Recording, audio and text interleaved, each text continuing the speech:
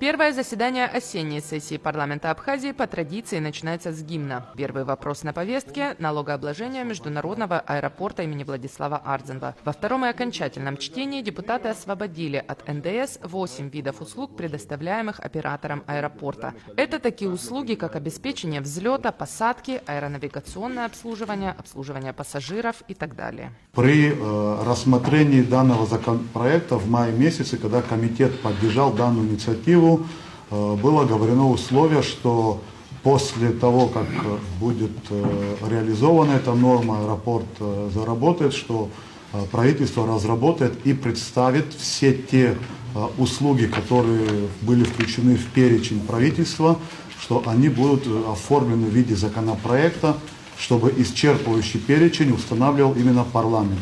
И в целях реализации данной рекомендации комитета те услуги, которые оказываются в аэропорту, и в соответствии с перечнем, утвержденным правительством, были включены в законопроект и представлены на ваше рассмотрение. Персональная пенсия, которая устанавливается гражданам, имеющим особые заслуги перед Абхазией, увеличена решением парламента с 12 до 13 тысяч рублей. На сегодняшний день, в соответствии с законом о персональных пенсиях, в Республике Абхазия является 106 получателей данной пенсии. И предлагается установить размер пенсии ежемесячно 13 тысяч рублей. Данный размер пенсии традиционно, когда мы вносим изменения в закон о повышении размера пенсии отдельных категорий пенсионеров, и персональная пенсия устанавливается на уровне пенсии как инвалиду Отечественной войны народа Абхазии первой группы. Отдельным категориям граждан также увеличили пенсии. Перерасчет будет проводиться с 1 октября текущего года. Увеличение размера пенсии пенсионерам, имеющим звание Герой Абхазии, до 8500 рублей. Пенсионерам, награжденным орденом Леона, до 8000 рублей. Пенсионерам, награжденным медалью за отвагу, до 7500 рублей. Также законопроект предусматривает увеличение размера пенсии инвалидам первой, второй и третьей группы Отечественной войны народа Абхазии, соответственно, до 13 тысяч рублей первая группа, 10 500 вторая группа и 9 500 третья группа. Семьям, умершим инвалидам Отечественной войны народа Абхазии. Семьям добровольцам, погибшим при защите Республики Абхазия в период с 1993 года по декабрь 1994 года. Также данный законопроект предусматривает увеличение размера пенсии резервистам, получивших ранения, контузии или увечья, либо заболевания в период участия в военных сборах, чрезвычайных ситуациях, а также в мобилизационных учениях.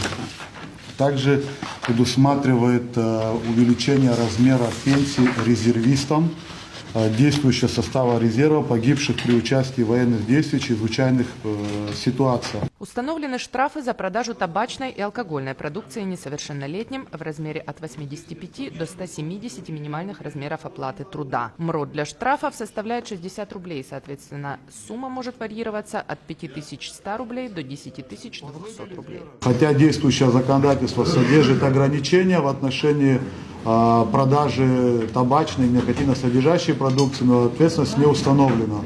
И поэтому предлагается новая редакция данной статьи и с второй части усилить ответственность за продажу алкогольной и табачной продукции несовершеннолетним гражданам.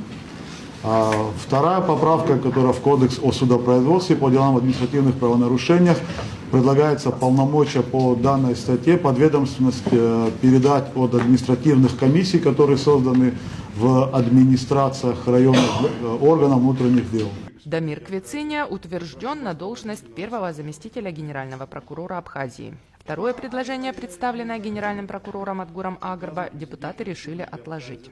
Иностранные граждане и лица без гражданства, которые объявлены в розыск на территории своих государств, если приводить пример, допустим, Российскую Федерацию, скрываются на территории Республики Абхазия, для того, чтобы была возможность нам руководствоваться нормами уголовно-процессуального законодательства, необходимо избирать в отношении них меру пресечения. 423 статья там прямо указывает, что необходимо избирать заключение под стражу. Вопрос, означает ли это, что если гражданин России и гражданин Абхазии с Нет. красным паспортом, мы его можем, да, обязаны выдать, потому что по международному договору мы не обязаны выдавать. По Конституции. У нас международного договора выдачи нет, у нас Да, это верно. регламентировано уголовным процессуальным законодательством, там прямо у нас заложен запрет.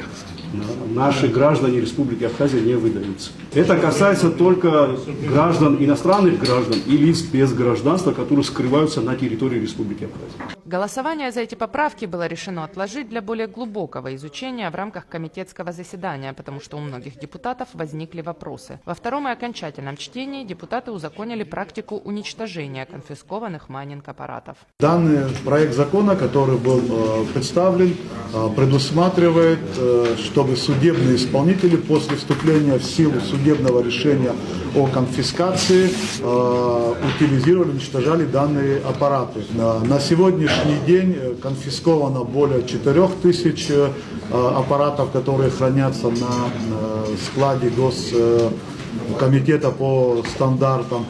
После той нормы, которую вы приняли в 2024 году, и когда вступила в силу санкция о конфискации, с этого времени конфисковано по решениям суда более 2000 аппаратов. Увеличен допустимый предел превышения скорости на дорогах. Раньше минимальный штраф водитель платил за превышение скорости от 10 до 30 км в час. Сейчас тот же штраф водитель заплатит за превышение от 20 до 40 км в час. Штрафные санкции применяются в отношении водителей транспортных средств при превышении скорости движения на величину 10 единиц, то есть 10 км в час.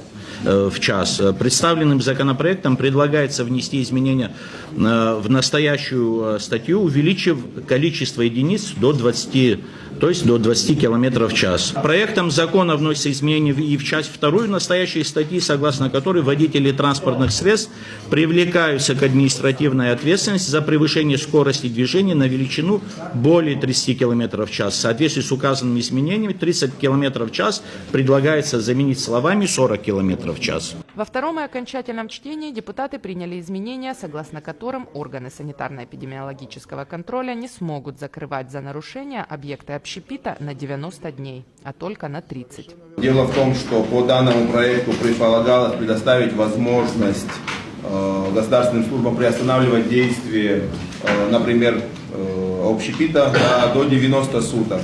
Ну, как вы понимаете, наши районы, они всегда ждут, наверное, именно летнего сезона. И я подумал о том, что, может быть, это будет использовано, в том числе нашими органами, так сказать, не совсем добросовестно, в некоторых случаях. Мне кажется, что 30 суток вполне достаточно для исправления большинства проблем, которые есть в тех или иных объектах. Если они не исправят их, если они не исправят эти проблемы, их всегда можно приостановить еще раз. Хотя я уверен, что максимально все усилия будут приложены для того, чтобы исправить ситуацию. В завершении заседания депутаты включили часть имущественного комплекса туристической гостиницы «Амткел» в Сухуми в перечень объектов, подлежащих приватизации. Надежда Боровикова, Сосрыква Гуха, Абаза ТВ.